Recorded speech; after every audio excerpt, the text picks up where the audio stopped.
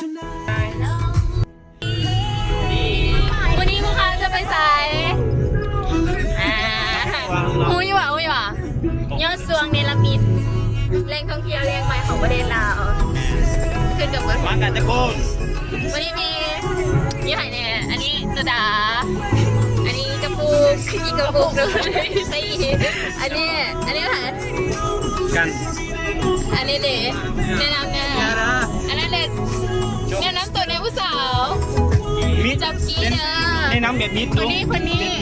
คนงามที่สุดสมุกแล้วโซเฟอร์ของเราสุดหล่อบ อลเลย ไปอยู่เด้อ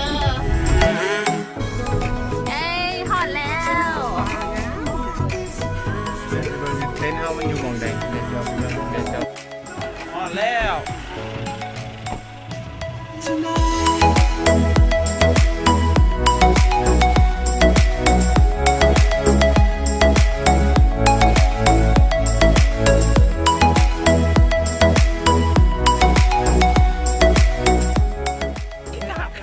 มิดตูก็ยังมิดตับ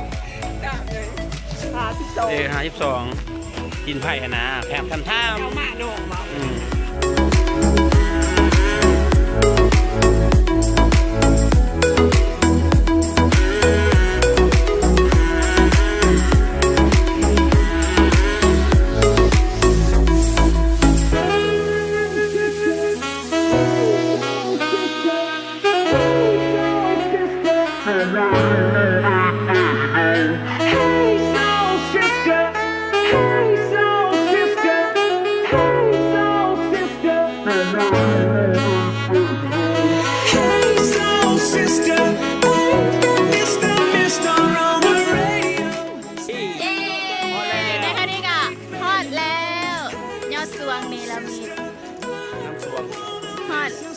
น้ำสวงดิ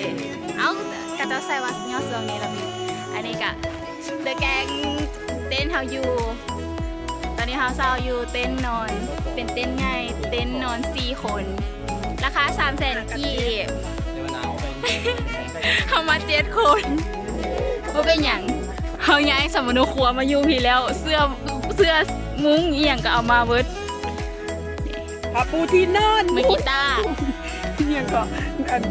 าะน้อยพาปูที่นอน มุงมอนกายไอเห็นเราได้เนาะสังหารหมู ไอเช่นเท่าไหร่เนาะ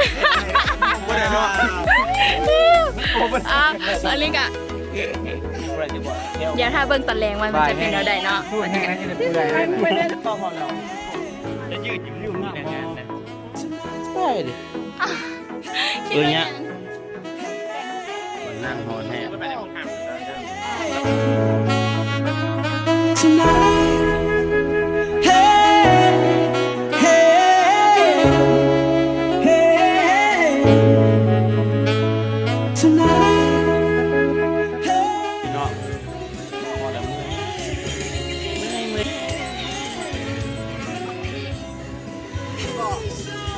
ให้แน่สิให้กล่องแน่ตอกเคยเก่งจนได้อย่างนี้ตอนที่ที่คมคืนนี่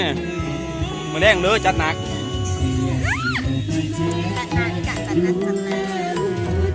สิให้แน่บอกให้รู้ความรู้สึกที่ว่ามากมือนี้ยังอีกเอาแล้วเดี๋ยวเป็นหอนก่อนมากับใครเลยมากับไอ้ไอ้ฮะมากับไอ้น้อยยังอีกมาก็หลายคนมันก็มั่นใจนะแพมตัดไปเห็นมันละห้องพาไปเบิ่งวิว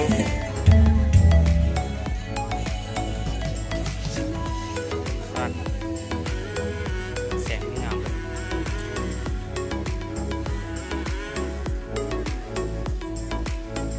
ว้าวพี่น้องอันนี้ก็เป็นเต้นเฮาพี่น้องเต้นเฮาเสื้ออย่างไรเด้อ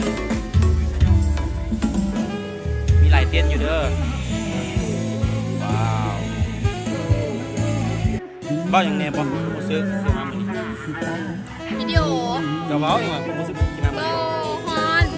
อีก เงียบ มันงิด ยิ้วขาวยิ้วขาว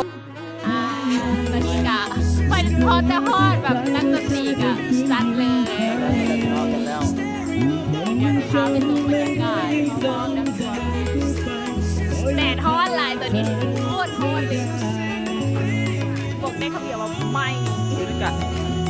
ตอนนี้กะเอามีซื้อรายการ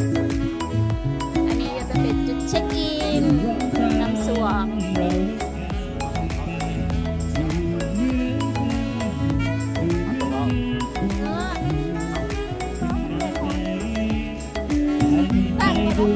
เห็นไหมทุกคำก่อนจิบว่าเบิ่งบรรยากาศตอนคำน้ำเอ็ดยอ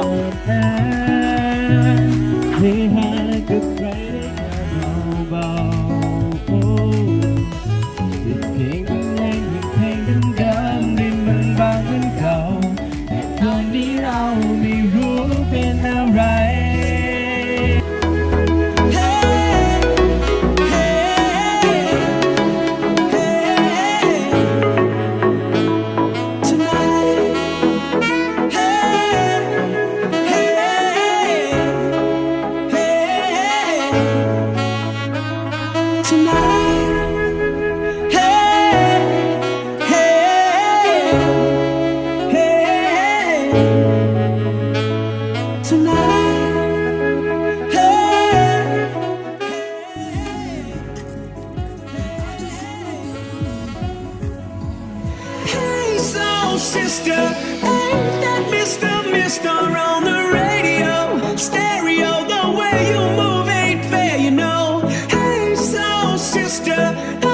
don't wanna miss a single thing you do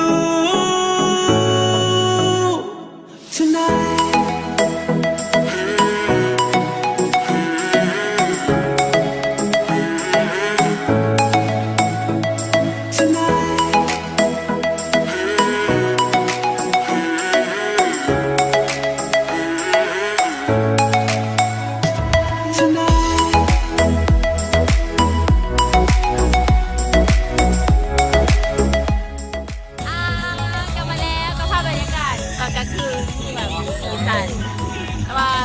อย่างเด็กประเด็นมันจะเป็นไฟสลัวเนาะ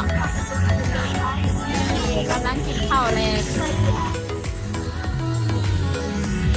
อันนี้มันอย่างสาวอุ้ยแห้งที่อย่างภาพบรรยากาศจะต้องงานกันเลยเปิดไฟงานหน้าเนี่ยโค้งงานหน้าไปโอ้กัน เดี๋ยวจะพาไปเลาะเบิ้งแถวๆเต็นท์ แต่ยังไม่ได้เปิด น้อยๆเนาะแล้วก็นี่แหละอันนี้จะเป็นตู้ที่ไว้สำหรับแขกเนาะไปพี่ว่าไปอาบน้ำอยากอาบน้ำระหว่างเราไปอาบให้บอกไปอันนี้จะพาไปเบิ้ง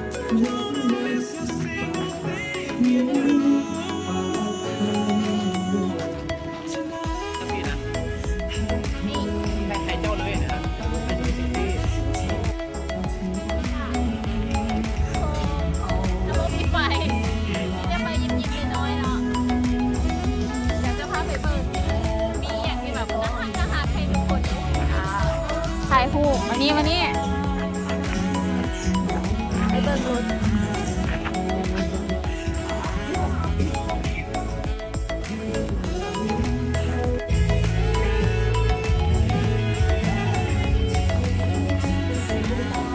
อันนี้เนาะหัวสะพานที่ไปหาน้ำแต่ว่ามันจะมีคนเดียวตอนสวยนี่ก็ได้มาเด็ดฮอตอันนี้ก็เป็นถ่ายรูปอีกนิดนึง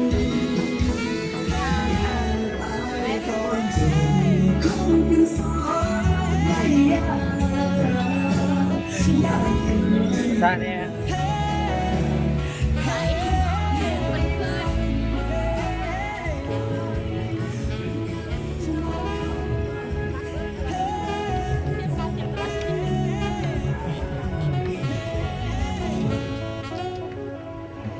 รู้สึกโค้งเคง Sister, ain't that Mr.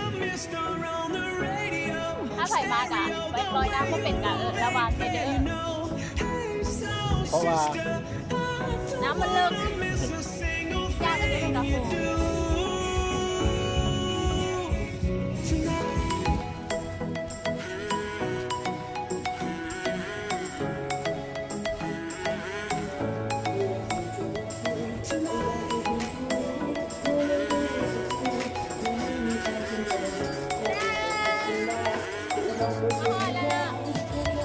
ประตูโขงในเวทีผู้รู้สึกว่ากำลังย่างเข้างานแต่งงาน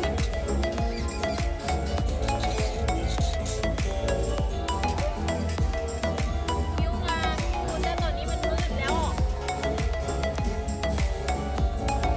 ผิวงาม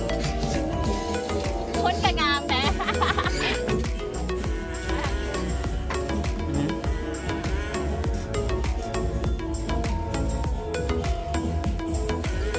ายรูป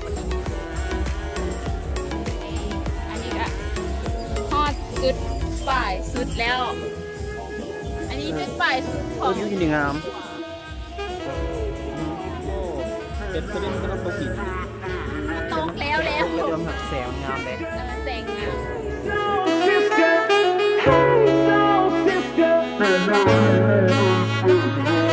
Hey, soul sister, ain't that Mr. Mister on the radio? Stereo, the มา way you move จะมาเจอรถมีบรรทุกปลา sister. สามารถมาถ่ายรูปได้เลยเนาะรถหน้าหาดใหญ่ไปเนี่ย มืออยู่ข้างหน้ารถ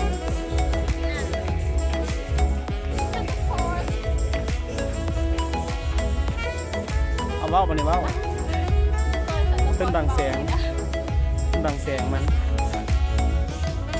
โอเคออกแสง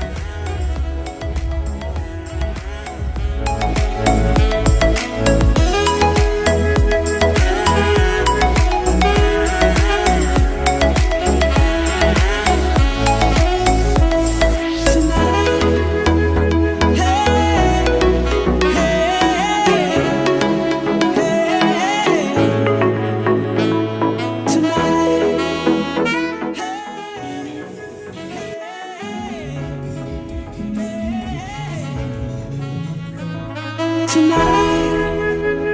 hey, hey, hey,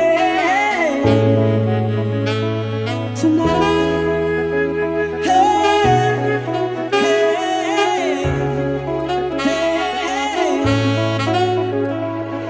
hey, soul sister, ain't that Mr. on the radio? Stereo, the way you move ain't fair, you know. Hey, soul sister, I don't wanna miss a single thing you do tonight.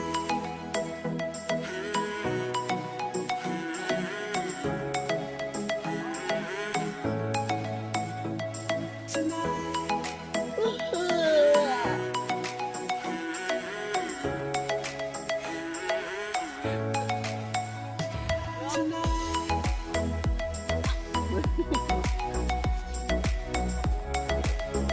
สาวตื่นในผู้สาว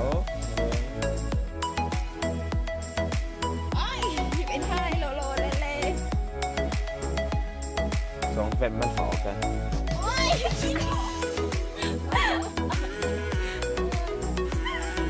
จำจีกันจำจีกันแล้วว้าว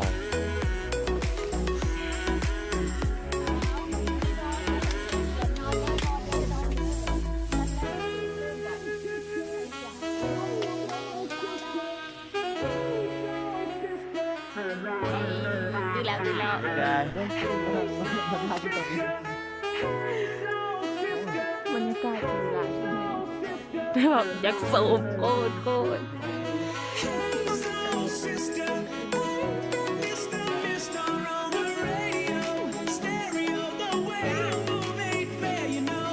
Hey, soul sister, I don't wanna miss a single thing. แม่เหรอ เอาบรรยากาศดีตอนเช้า